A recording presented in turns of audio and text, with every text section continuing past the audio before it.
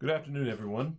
As I mentioned in my video, kind of my general video on this, that we're going to take each parish, each church, a little bit differently. Of course, each one of them has a different setup, and therefore we're going to have different kind of integrations of what the Archbishop had in his plan. As for Hooker, we're going to have kind of a little bit of a special setup, at least here in the beginning. As you all know, Texas County has a lot of number of cases, and so we're going to have to be a little more cautious. I've been working with the Archbishop over the last couple of weeks over these different variables, these different things that we need to work out for our missions. And so he's given me permission to put forth this plan.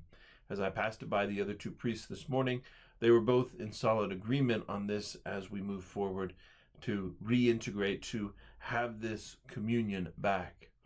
So for the time being, Hooker is still going to have our English Mass at 8:30 and at 11:30 our Mass in Spanish. However, for the Mass itself, we're going to ask that everyone stay outside. Of course, we're going to need our lector, and the lector can come inside. The priest will be there. If we have music, then the musicians can be there. However, everyone else will need to stay out.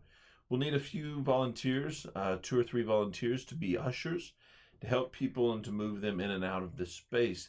Because at the end of Mass will kind of continue as normal. We get to the moment of communion, and the priest will self-communicate. He'll receive the precious body and precious blood, and then he'll go ahead and end Mass. He'll do the final prayer and the final blessing and dismissal.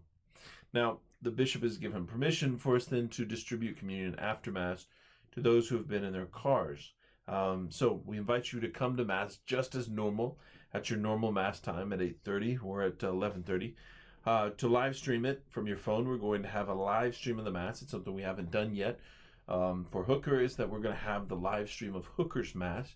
And at the very end, the priest will invite everyone to come in. Now, if you don't have a cell phone, a smartphone, and you can't live stream the Mass this way, we also have little FM transmitters.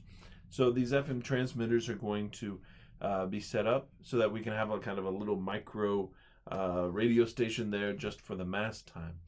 And we'll let you have more information about that on to what we're going to tune into. Of course, we don't want to step on the toes of anyone who has a regulated radio station right now, as they're trying to make their money through that. And we also don't want to step on the toes of anyone, the pastors in Hooker, who also might be using the same frequency or similar frequency. We want to be respectful of that. So we'll have to get back to you on what frequency we're going to use for the Mass. But you listen to it out there in the parking lot. And then at the end of Mass, we'll have the invitation for everyone to come in and to receive communion. So you'll enter in through the main doors, again, staying 6 feet apart from each other, wearing masks, of course, having washed your hands, purified your hands. And you'll come in and you'll go up the middle aisle, and you'll go to receive communion, and then you'll go out the side aisle and out the side door. And that way we can keep a good flow of people without, kind of getting close to each other. Again, you might want to, haven't seen these people in a long time. Of course, we're a good community of faithful Catholics. We want to talk to each other, see how we've been doing, and that's fine. But to do that talking outside, to leave plenty of room, don't stack up around the doorway there. Go ahead and get kind of far away from the door. And then go ahead and you can have your conversations, pull your masks back up, stay 6 feet apart, and, have your conversations that way. Little by little, we're going to get back to normal.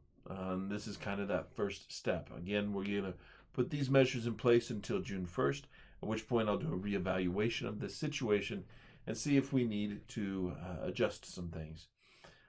I know this isn't ideal.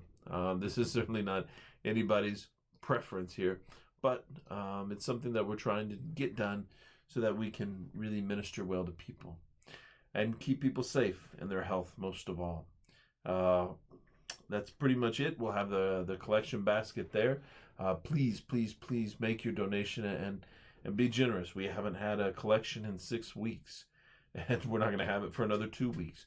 So it'll be 2 full months without having a single collection there at Hooker, and we're thankful to the people who've made their donation online.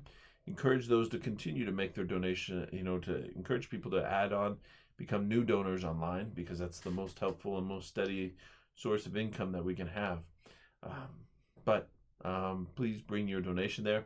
And we understand that if you don't have the money right now because maybe you lost your job in this whole turmoil, and you don't have anything, and you're trying just to scrape by and have food for your family, that's fine. We're not sitting there saying this, but then make a decision, a conviction, to when this resolves itself, when you have a job back, that you will support the church in the way that you wanted to have done so had you had the money at this time. So we give thanks to you all. Stay healthy, and as always, God with you.